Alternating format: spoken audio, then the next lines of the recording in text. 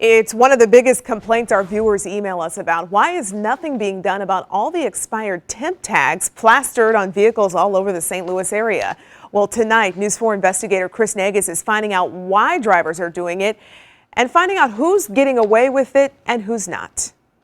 We are talking about those temporary paper license plates you get when you buy a car. Now, this one is in good standing. It's good through Sunday. But if you're on the road and you're paying attention, you see a lot of them that are expired. And it doesn't matter what part of town you're in. At the license office in Pacific, Becky Heps is switching out her temp tags for permanent ones. It won't be cheap, but she knew that going in. If you're going to buy a car, you've got to know you're going to pay sales tax on it. It's not a surprise. In order to get these, Heps had to write a big check to the Missouri Department of Revenue.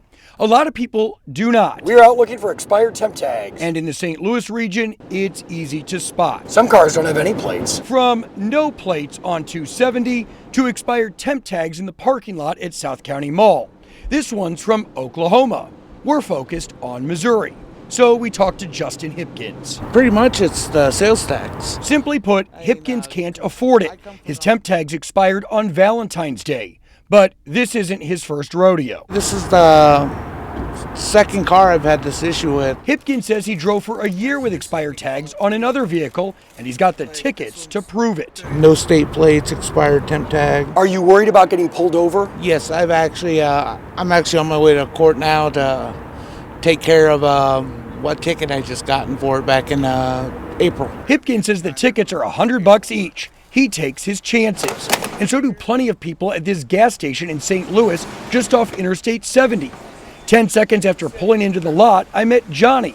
His expired at the end of March. Have you ever gotten a ticket for it? No. Do you see a lot of other expired temp tags? Yeah, I've seen some ones that are years old, like way out of date. It makes no sense. He says he can't afford the sales tax. The state gives you 30 days to pay. But no question, it's a burden for many. What's the biggest challenge to actually getting plates on the car?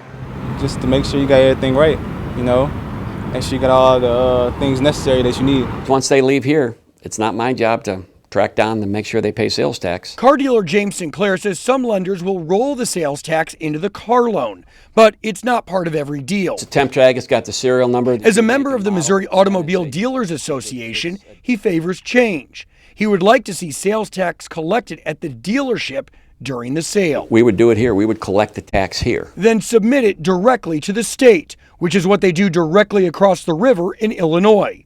But he says that solution won't be cheap. It would require a lot of money to update the computer system that we currently use in the state of Missouri in order to allow us to go electronic. And that's the hitch. Which means you're on the honor system once you drive off the lot.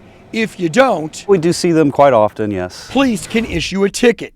In Chesterfield, more than 1,200 were issued in 2018 for expired tags and failure to register. In Hazelwood, more than 2,200. Florissant, more than 5,000. In St. Louis County, the number is more than 10,000. For some drivers who do pay, there's a bigger concern on their minds. They don't have a tag, real tag. Do they have insurance on their car? And what's going to happen if they hit somebody? All of the drivers I met with expired temp tags told me they have insurance, including Hipkins. But leaving their car in the garage until they can pay the sales tax isn't a possibility. Are you worried every time you get on the road? Yes and no. I mean, I know I'm breaking law and I take the responsibility.